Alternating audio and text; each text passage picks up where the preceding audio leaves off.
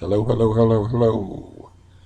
I usually don't do this, but I wasn't making a whole lot of sense the first time I attempted this video. I already talked for like 38 minutes and I listened to the first 10 minutes of it and I wasn't making a whole lot of sense.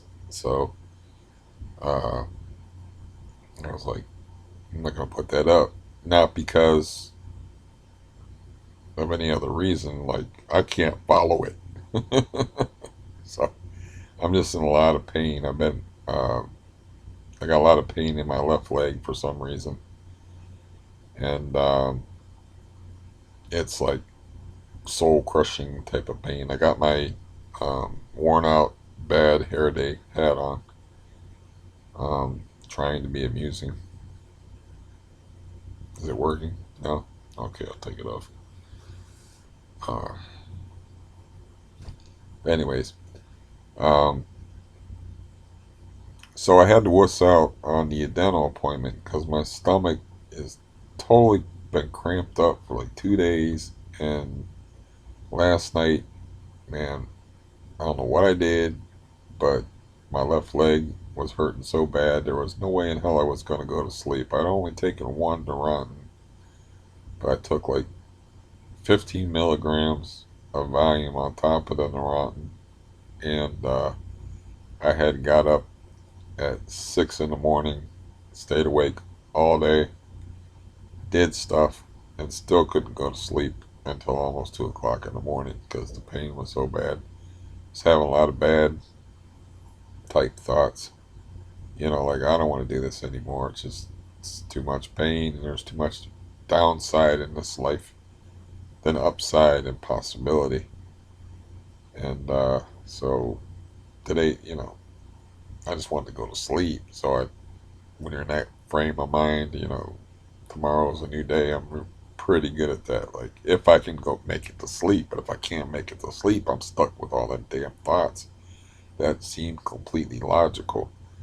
And you know, but I did my due diligence this morning. I even got a little flashlight right here. Um, Took a good look at the tooth in question. The cavity is behind the tooth, and there is some space between the cavity and the gum. The cavity looks fairly substantial. It's like if I run my thumbnail over it, it'll catch, in it. And if I floss, the floss gets caught in it. Just the strands of the floss, not the whole damn thing. But whether the tooth is salvageable or not, I don't know. But I went ahead and canceled or rescheduled the appointment tomorrow for the 8th, which is only 12 days away. And tooth decay takes a long time to happen. So, you know, the pain might jump on me in that time. But, tooth decay takes a while. It's not like it takes a while. This thing's been going on for months. It's just COVID. Can't go anywhere. That's another thing I have to address is like my stir craziness and my nerves because my nerves got all jangly yesterday. And I'm like, what the fuck are my nerves like this? You know, uh, just from talking to people on the phone, I was making some business calls and not particularly stressful ones either. It wasn't having any conflicts, but I had talked to this person that she's the like the aid workers boss. The people that come here to clean house and stuff. They do that for crippled people and whatnot. They don't do it during the COVID crisis. They'll only go to like stores for you or whatever. Drugstores. They'll go to the drugstore for you and they'll go to one store. That's it. They won't clean your house at all.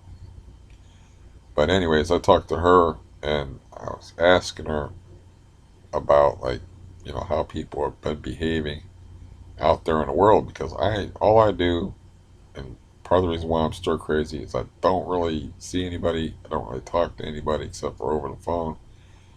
I take walks in the morning. I come back in here and I'm like in the house all day.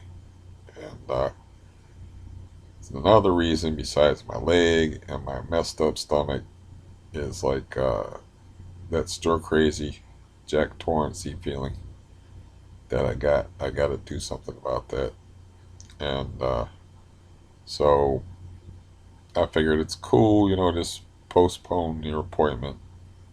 I was going to force myself to go in there tomorrow if they're like, we don't have anything until like a month from now, but 12 days. I bought some stuff off of the internet that's going to come in 2 days where it's got like an antibacterial agent that I can stuff in the cavity, and then I have 10 amoxicillin here. If I get like pain, it just feels weird. It's like you know a little sensitive to like when I breathe in air. It's not like toothache type deal. I can chew on it and stuff. It's like, and I have the money for a crown or a cap. Like I can plunk down $1,000 or $1,200. That won't hurt me.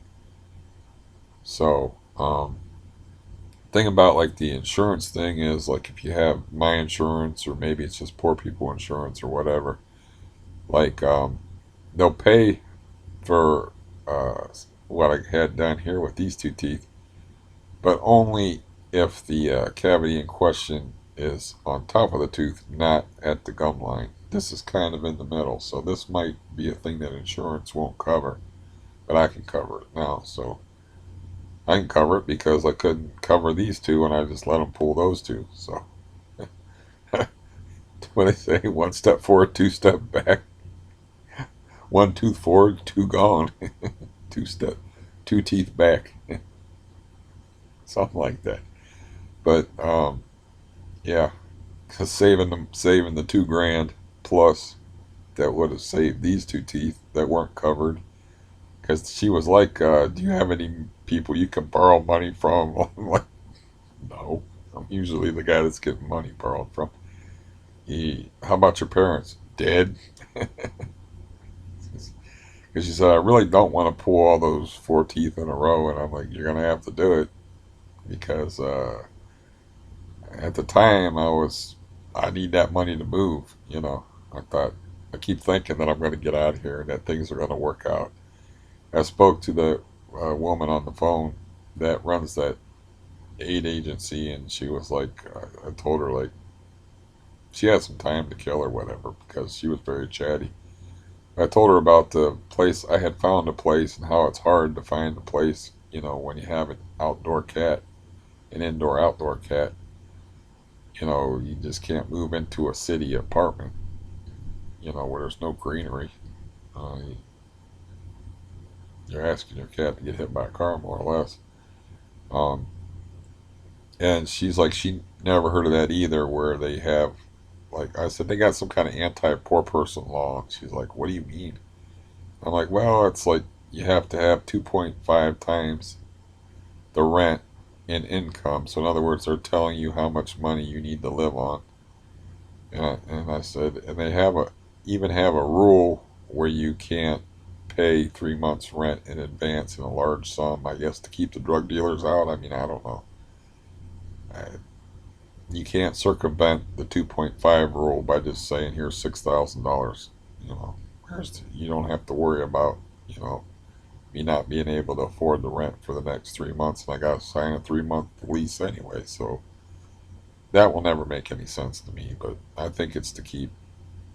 Uh, I don't know what.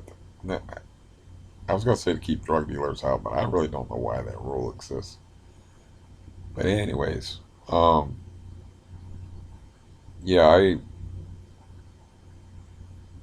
hoping that this thing with my leg is a temporary thing and it's not like this because it's pretty intolerable. I have Neurontin, but I don't like to take it. It makes me dizzy. It's doesn't. It, it's a weird buzz. I don't like it. I don't like the way it makes me feel. I don't like to take it. But I don't like to sit here and be in agony either. So, uh,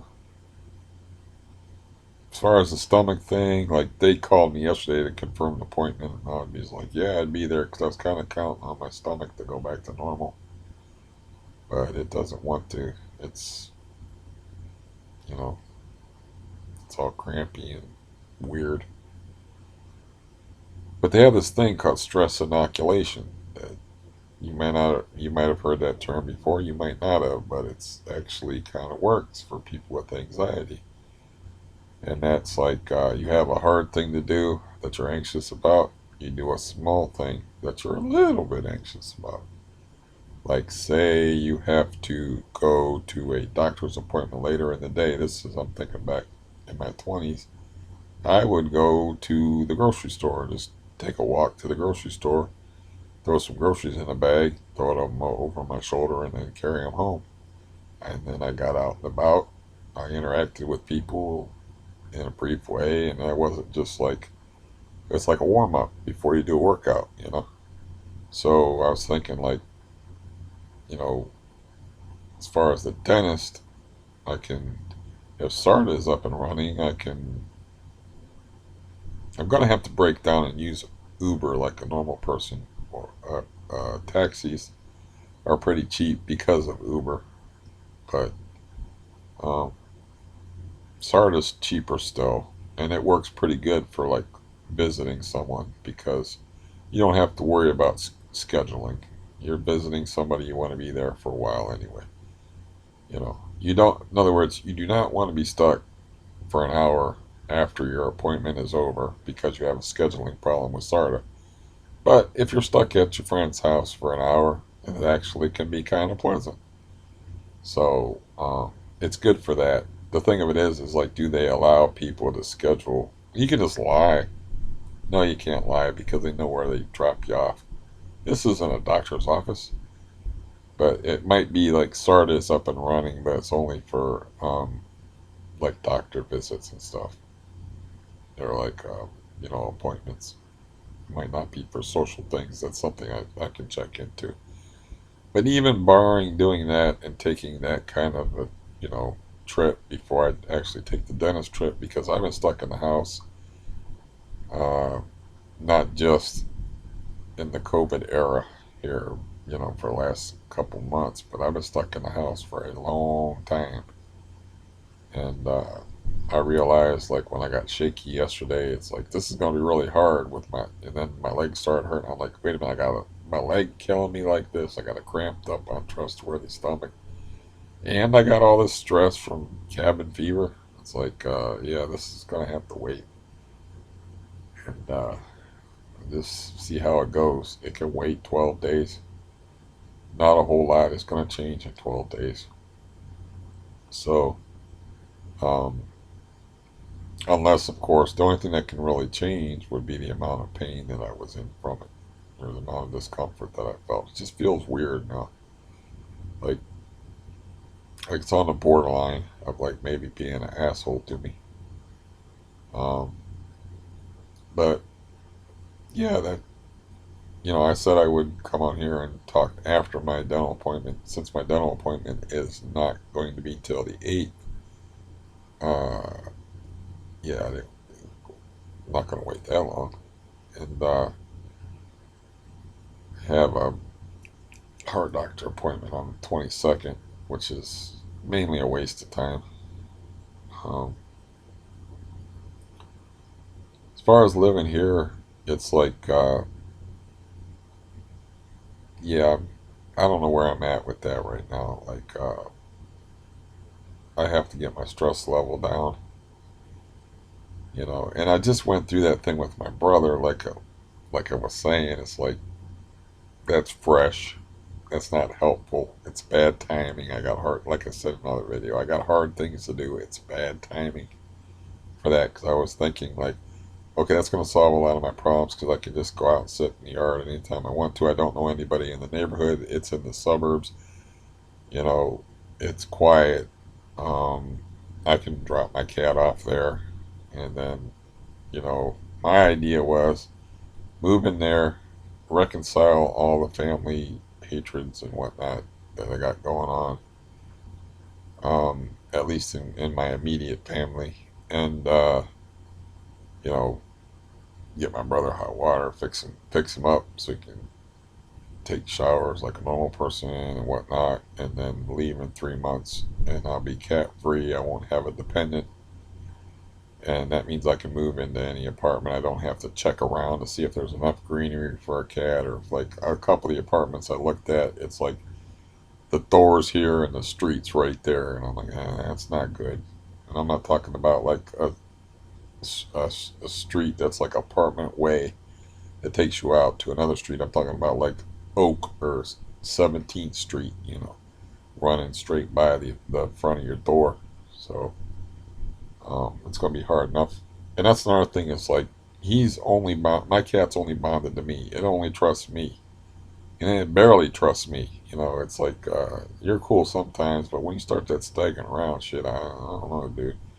Like if I raise my voice too loud at him, he's just a skittish outdoor animal. So if I lived at my brother's for a few months, I could get him used to the neighborhood, get him used to my brother. My brother's good with animals. It would have worked out wonderfully for me and for him, but it's change and he don't do change. So, that was kind of a blow to my psyche that like I was thinking I can get that out of my head about my not talking to my sister for 2.5 years and reconnect with my brother-in-law and um, you know um, help my brother out and then get rid of my cat more or less because he'd be used to the neighborhood. He's just an outdoor cat anyways. My brother could just he was talking about litter box things and peeing in the house. I'm like, my cat don't. I haven't changed the litter box in a year. It's like my cat don't stay inside. He's an outdoor cat. It's like plus I think he's got like a shed out back he could shelter in the wintertime and a garage. So you know he's just keep him as an outdoor cat. Um, but yeah, that fell through. That was kind of like, oh shit, that would have probably been difficult, but would have solved my cat problem. It would have solved some of maybe my emotional problems with my family issues. So, you know, that's pretty fresh wound that's not helping things. And, you know, I got this thing on my face, which it was a weird thing. I don't know what it was. And I broke out a little bit. And I'm like, what am I doing? I don't break out anymore. Some people get adult acne, but I was like, what's this? You know, so I think it was like an emotional thing. Um, but anyways, that's all that's going on with me. Canceled my appointment. Um, a lot of pain.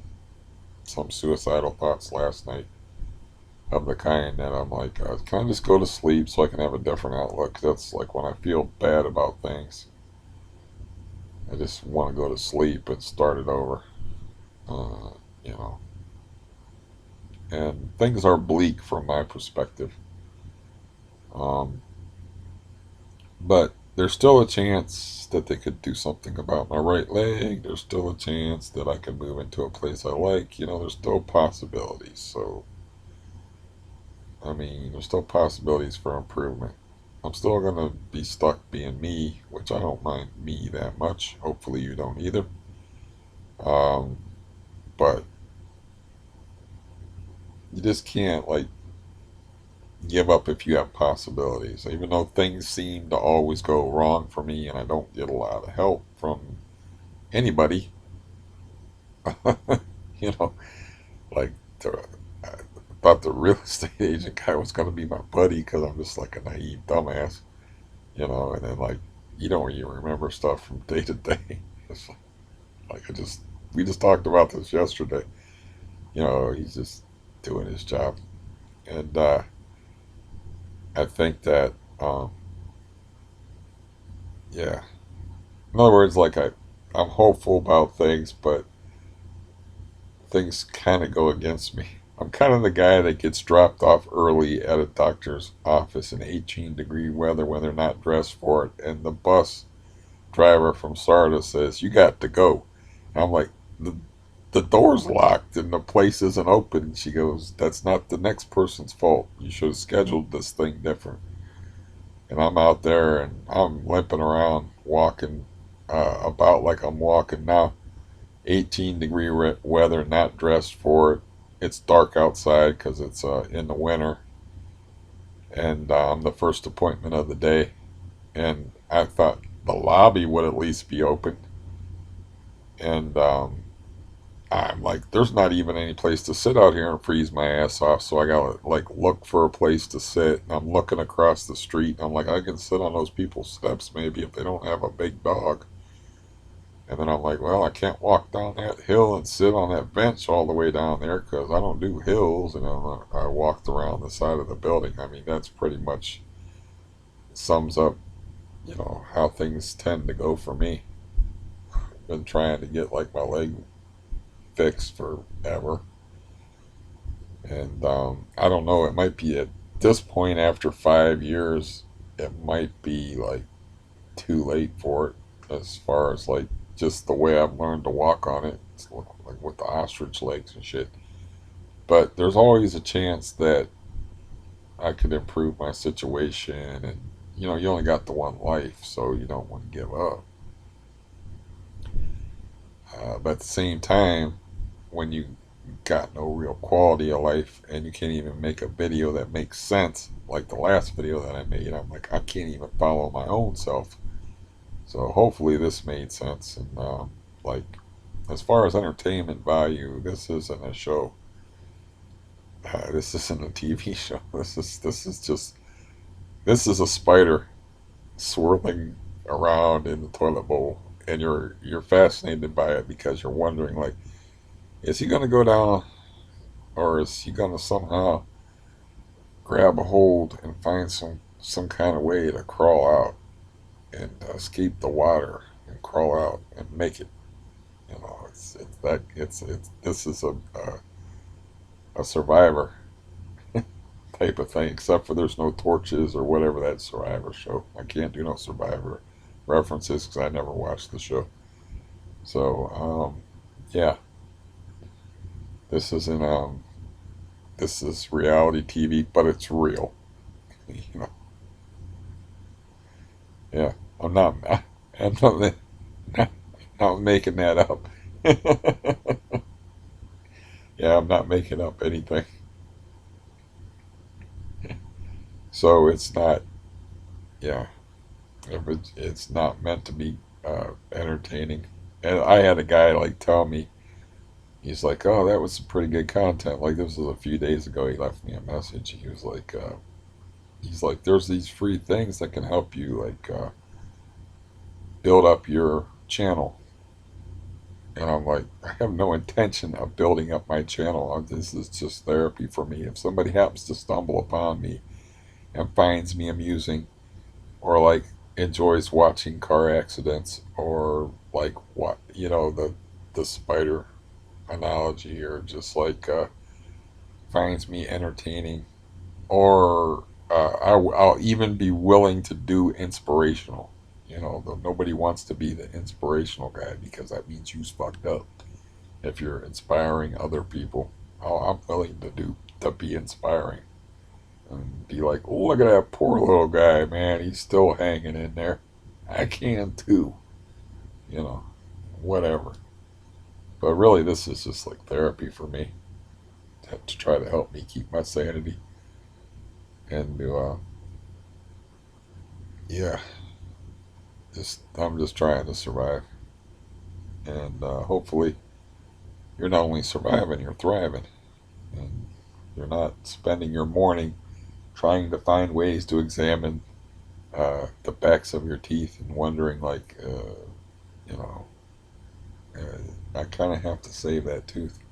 It's kind of important. It's like $1,200 important out of somebody that's a poor person's pocket. And yeah,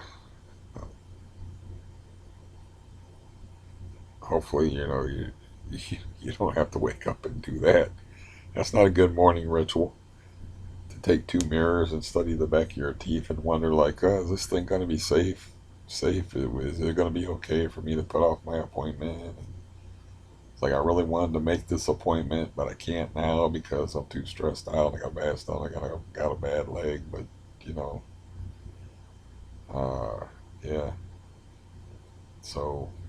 That's whenever I start having like those suicidal thoughts and stuff. I'm like, I always like go to sleep if you can, wake up, see how things look in the morning. You know, you're in a bad frame of mind right now, but and then I try to think of like possible things that could happen. Like it's possible that um, I could find help with my leg. It's possible that my pain reduction could go down. You know, I could get a pain reduction, or they could I could find a doctor that would help me with that, or there's some treatment that I don't know about that maybe if I go to through the trouble. That's the thing is I hate going to doctors. I spent a lifetime doing that shit, you know. And the adult acne thing, you know, that wasn't fun. Not fun. But that's not why I canceled my dental appointment, believe me. Um,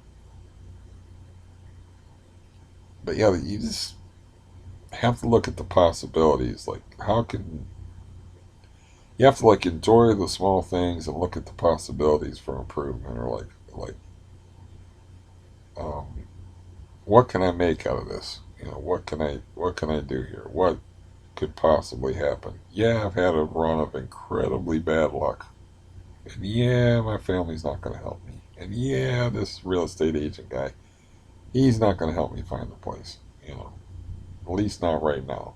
It's not happening. He seems to be losing enthusiasm for the whole thing. Um, and yeah, I'm still on benzos, but I have that under control, which is kind of tough for me to say since I took 15 milligrams last night trying to go to sleep with this leg, and there wasn't nothing but a sledgehammer going to put me out last night when I was in that kind of pain. I just had to like. I got up at 6 in the morning and I did not go to sleep until right before 2 in the morning, and I did not. I got 5 hours sleep the night before, which is not a lot of sleep for me. So yeah, last night was not good. But you really do have to find ways to look at things and try to enjoy the simple things. Like it's been quiet here today. I took a walk this morning successfully. Was it fun? No, it was painful, but I did it. I'm relatively relaxed. My head has a nice shape to it. You know, to find whatever, you know, find whatever. That's 28 minutes. Why the hell? Why the hell did I take 28 minutes to say you know basically not going to the dentist and don't feel good and still have some fallout from my plans, which again fall through, which my plans mostly do fall through. Um, but even if I'm stuck here, you know, I can even there's even a bright side to that. It's like I can save money here, even though I'm only getting 12.48 in disability, because this place is cheaper than an efficiency apartment, even though it is an efficiency apartment now. It used to be a full-sized apartment, but now since I'm stuck in this room, it's basically an efficiency apartment. But I'm paying 425 rent, and it ain't gonna get no cheaper than that. You know, you pay more than that for a decent efficiency apartment. So um, there's that. Even if I'm stuck here, I can still stack up money. Um, so it's all about how you look at things. And it's for me, it's like I'm always like tomorrow's a new day type of guy. It's like I feel like I did last night, where I'm like thinking bad thoughts, like I don't want to do this no more. It's too hard. You know, nothing works out, and you're in that kind of pain and stuff. Um, Sleep if you can. Wake up in the morning and see how things look in the morning. Things a little bit better, you know. Just those are my philosophies. I think covered the stress inoculation thing. That's also a useful thing to know. Got something that's stressful to do that you got to do, like say like going to the doctor stresses you out. Do something small but mildly stressful before you do something majorly stressful. That's actually a useful thing I learned. I don't know where I learned it or where I heard the term stress inoculation. It might have been in the pain clinic unit in Cleveland Clinic in 1990, because I did learn some 1991, because it was during the Gulf War with Saddam Hussein and all that stuff. Um, I did learn some useful things. Um, I think 1991 is right. I'm such I'm such a OCD retentive sort of dude when it comes to getting things wrong. I did learn some useful things in there, and that was one of them: stress inoculation. The other thing I learned was about biofeedback, which unfortunately I applied in a somewhat negative way, if you want to call it that. But yeah, as far as onanistic practices, biofeedback techniques are very useful, but they're supposed to help you deal with pain. Because that they taught me that in a chronic pain clinic, and yeah, if you get the blood out of here, and the way your brain, what is wrong with me? There is something seriously wrong with me. The way your brain is situated, your pleasure and your pain centers are right next to each other. So that is why people enjoy things, I don't know, like smacking each other and stuff during sex, because those pain and pleasure centers are like right next to each other in the brain. So you can use biofeedback techniques while you're mm, I can't think of, I'm just going to stick with onanistic practices and not be gross. But while you're self-pleasuring, we'll call it. That just sounds gross to me. While you're doing that, you can cross those lines and mingle. You can kind of like do a little physical alchemy and turn pain into pleasure. And they taught me that accidentally in the pain clinic unit. It's like through biofeedback techniques. So I'm not going to get any more specific than that, because this is wholesome family entertainment, by God. And that is what it's intended to be. So, um, anyways, I can't help the way my brain works. It's broken. So, it's been a fun life. While I'm here, I had a conversation with my cousin where he was telling me some stuff he never told me before, which is weird because, he's got that alcoholic thing going on where, like, it's a challenge to keep him from repeating stuff that we haven't talked about 100 times already. So he tells me about this long involved Hatfield and McCoy feud. They had somebody living by their like farm, they called it. It was just a bunch of land, named Burkowski. And one time I was at a graduation party there, and they called her Old Lady Burkowski. And I'm looking off in the distance, and there's a woman sitting on top of the roof of her house.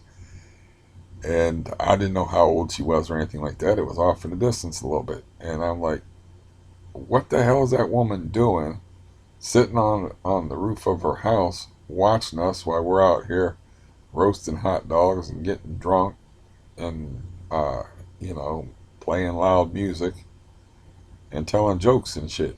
And he was like, oh, that's Old Lady Burkowski. I'm like, is she crazy or something? And he's like, oh, yeah, she's all kinds of crazy. And then, like, he, there was a pond on her property that they just called Burkowski's Pond. So when we were kids, I remember going down there, and he was like, um, man, just keep an eye out. I'm like, what are you talking about? He said, just keep an eye out. If you hear anything, if you see anything, just tell us and start running. I'm like, what? And he's like, there's a old lady Burkowski might come out here with a shotgun and take a shot at us. That's all I'm saying. And I'm like, okay. You know, at that point, I just knew her as the crazy lady that was sitting on top of the house watching a graduation party. So um, I find out that there is like a history going back 40 years that involves all kind of madness, gunplay, the death of animals. I mean, uh, police involvement. Uh, there was a scene described where um, old lady Burkowski had her shotgun, and my one uncle told him, "Go get my 30-30," and they faced off with a 30-30 and a shotgun. It was like a whole Hatfield and McCoy's like 40-year feud going back to an attempted rape or something, or alleged attempted rape way back in the day. Like, we're talking like 40, 50 decade long feud. And that's why when I was at the pond as a little kid, even, like 12, 13 years old, he was like, listen, if you hear anybody coming, if you see anything, say something about it and then run. It's because there was like this huge long history of violence, gunplay. Like, he told me another story. Like, they were shooting the shit out of her mailbox with shotguns, and they were drunk. I don't know how old they were, but they could have been all of 15, because these guys, they were given guns in single digits. I mean, real guns. And so they're blowing up her mailbox, shooting at it with shotguns for target practice. And he said 3 guys on horses pull up, and they're like, what the hell are you guys doing? And they're like, none of your goddamn business, because they're kids and they got shotguns. What they don't realize is those are policemen on the horses. And he's like, who you think you talking to, son? You turn around and look, and they see the badges and stuff, because it's dark out, it's at night. And these are like mounted police officers, because this is out in the country. And he's like, oh, sorry, and backpedaled a little bit. The woman was so crazy and had so many complaints that they were just like, go home. Just don't do this kind of stuff, man. It's just not good. Just go home. You know, no like unlawful destruction of property, vandalism, no nothing. It's like I was like, yeah, cops hate people like that old lady Burkowski. They hate people like that because they're just troublemakers. They're just always calling them, always trying to sick them on people, and it's like, yeah, that makes perfect sense to me. But anyways, there's something new that I learned, that there was a whole big history. I just knew her as old lady Burkowski, and that she was crazy. I didn't know that she would actually kill you, like kill you crazy. Like, they were shot at by her, not with rock salt, double out buck. They were shot at by her. You know, there was actual face downs with guns and stuff. It's like I knew none of that. It's like that would have made me a lot more alert that one day that I was down there and we were trespassing on her property, and he was like, yeah. I was kind of like, he's kind of serious about this shit. Oh yeah, yeah. There was actually, I might as well say this too. It's like, actually they believe that she killed one of their horses, that they had like horses, but that said there was rope burns on the horse's neck where she led it away, tied it to a tree, and blew its brains out. You know, but yeah, I didn't know any of that. So, um, well, there you have it. I mean, I didn't know. I never know where these things are gonna go. So, um, I'm gonna go ahead and quit talking. So this is about the same length as the other one that made no sense. Hopefully, this will make enough sense to where I can put it up. But when you're in a lot of pain, It's kind of hard to think straight at times. But anyways, hopefully you have no old lady Burkowskis in your life, and hopefully you're doing well. I think I already said goodbye once, and other things occurred to me. But hopefully the previous goodbye, unless I'm imagining it, was a good goodbye, because this is just going to be a goodbye. Goodbye.